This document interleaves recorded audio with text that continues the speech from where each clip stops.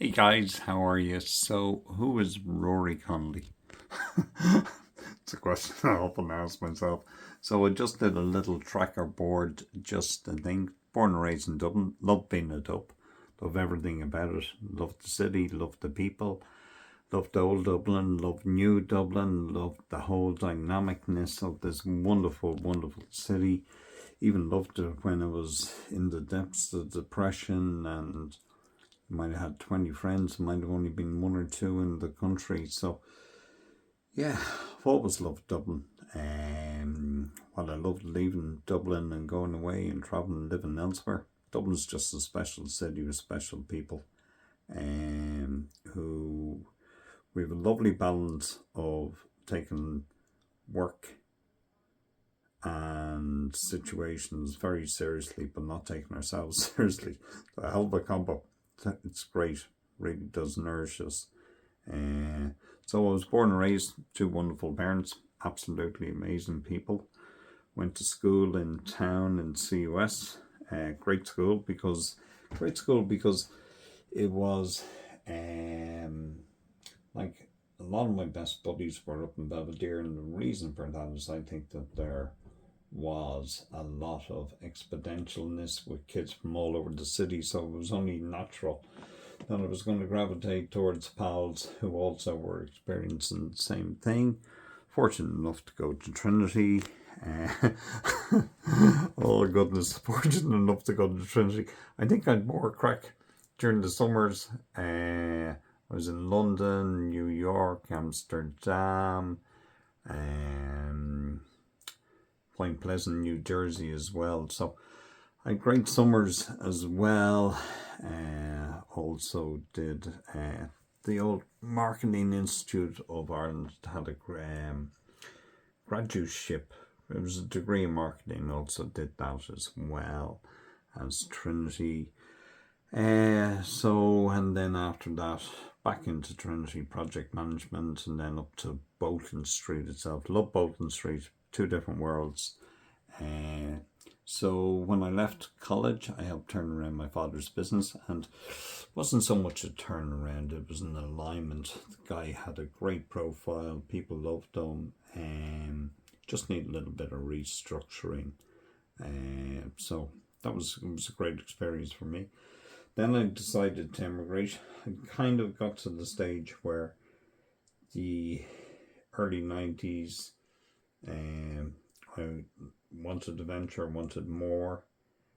More of what I don't know, but I wanted more and moreness, or the possibility of moreness. So, and difference. So I travelled off to America. Travelled to San Francisco, had done the East Coast, wanted something different, and uh, I actually was very gifted. I got a job selling doors and windows.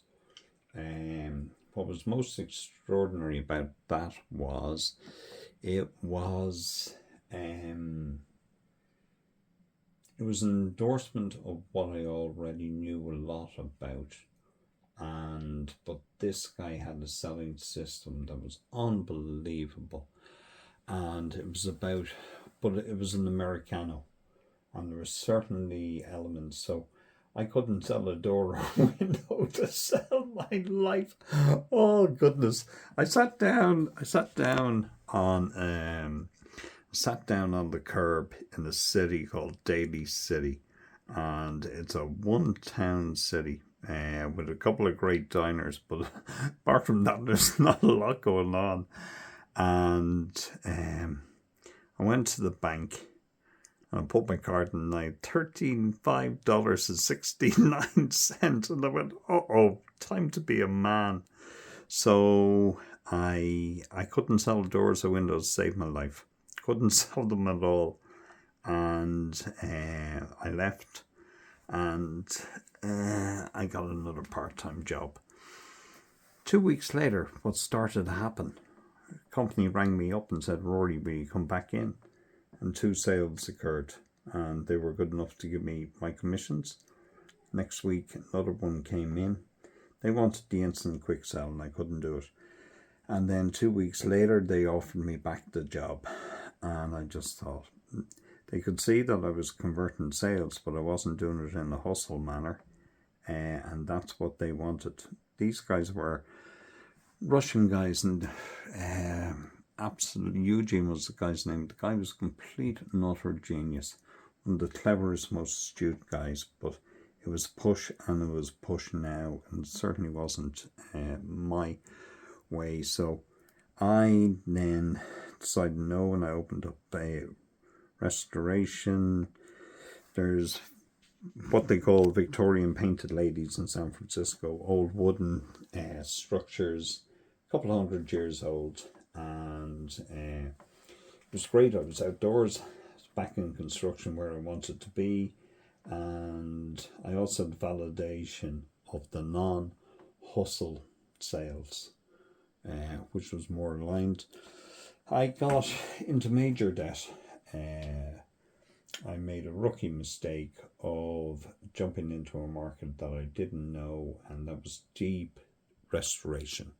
And so before you knew it, I was in major debt, which turned out to be a blessing. I think I worked 4 or 5 months in a row without a day off and crawled my way out of it. And then after that, within a year, I opened up a pub. All this is done with a wonderful, wonderful, cool guy, my partner. So I opened up a pub called the Irish Bank, and I rang that. And along with the restoration businesses. And one of the very sad things about the restoration business was I got called into the supply,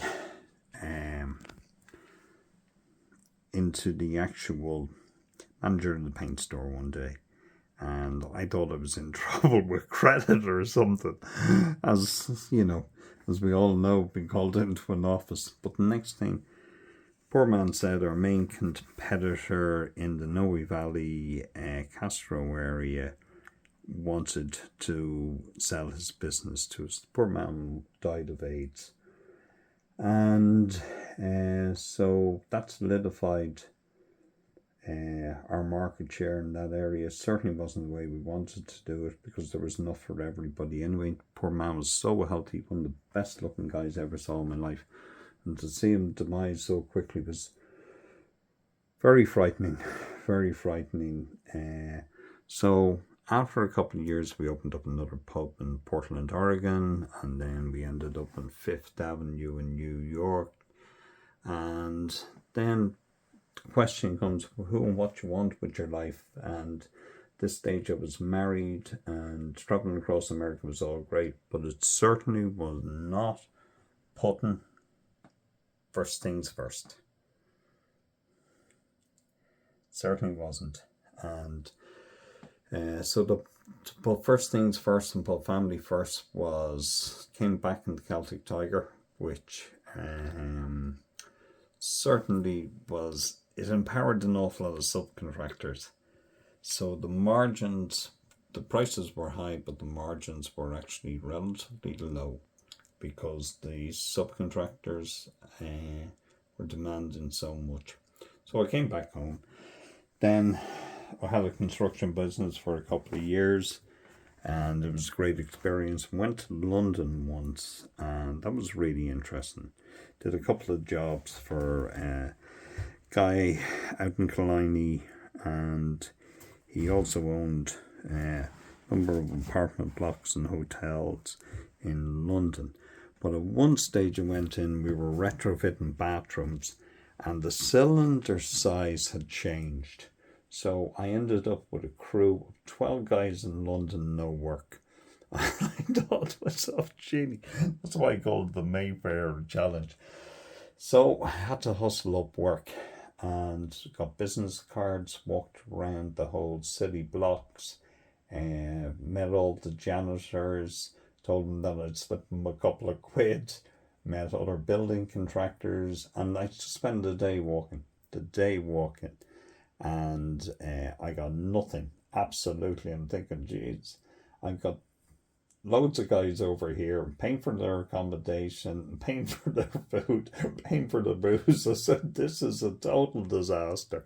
But all of a sudden, it started to come in, and the work came in, and kind of reinforced, if you put yourself out there, will come in, and you got to believe in yourself.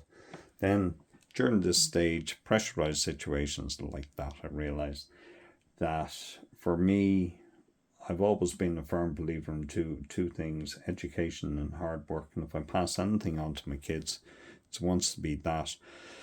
So I went back in to DBS, as it was then called, and back up to the IMI for organizational behavior. Took an interest in group analysis and psychotherapy, and to widen my frame of purpose and alignment and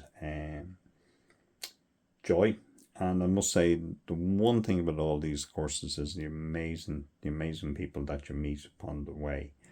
It's also other learning curves. I had a specialist painting business for a while as well, restoration business, and then digital marketing, email, social media, YouTube. All of this wonderful stuff started coming in. And gotta be honest with you, I kind of chickened out of this. I saw the digital marketing in San Francisco, and I was at the cusp of it, but it took me a while. One of the greatest benefits of my life has actually been volunteering, and I was fortunate enough to work with some wonderful organizations: Bernardo's, Bodywise, Habitat for Humanity, and the IAA, the Irish Parents Association for Adopted Kids. Just don't have as much time to do it now as I did. And there was a period of my time where I didn't have children, so I had more time. But that is time Pacific. But look, we try to get back in different ways, and we're meant to be where we're meant to be at every given stage. My family, I don't know how they put up with me. I have two amazing daughters, two very different characters, and they're wonderful and sweet. Got an amazing wife. Love spending time with each other. My own personal family adventures. Love the outdoors. Travel's great. Like to read when I get time. The compass of my life is very simple, but first things first. What's the most important thing? Pals of mine were doing a course. They were up in UCF, University of San Francisco, and they were talking about this time management course that they were doing. I thought, oh wow, how amazing that is. Time management course. Turned out it wasn't a time management course. Turned out it was a life management course. And the guy who did it was the guy who was doing the 7 Effective Habits, Stephen Coven. I'm probably saying that wrong. But they ended up buying him out of the courses because, honestly, because he was doing it so well and people were reprioritizing things rather than work, So, if I have a purpose, it is to be a father and a parent and a partner and a husband, and to facilitate others around self-empowerment. And certainly not as self-empowerment and actualization and development and profoundly important things, but the reality is these things need to be aligned. They need to be aligned with first things first, and often the oversell of personal development is, for me, and this is where I am now, and a younger version of me would have seen it differently, would have been self-indulgent, but that's the scope of who and what I am, and all of these parts, and none of this is possible without these wonderful, cool, funny people who we're both self-employed, one as a hairdresser and one as a building contractor. I also was very lucky that I had great role models in my aunties and uncles. The only peculiar, there's many peculiar things about me, thanks be to God, but on my birth cert, my father is down as the hairdresser, and my mother, God bless her soul, who turned 90 recently, is down as a building contractor. So anyway, thanks very much for sharing a little bit of time. That's who and what. Well, what? That's who and who I am. Thanks, guys. Talk to you.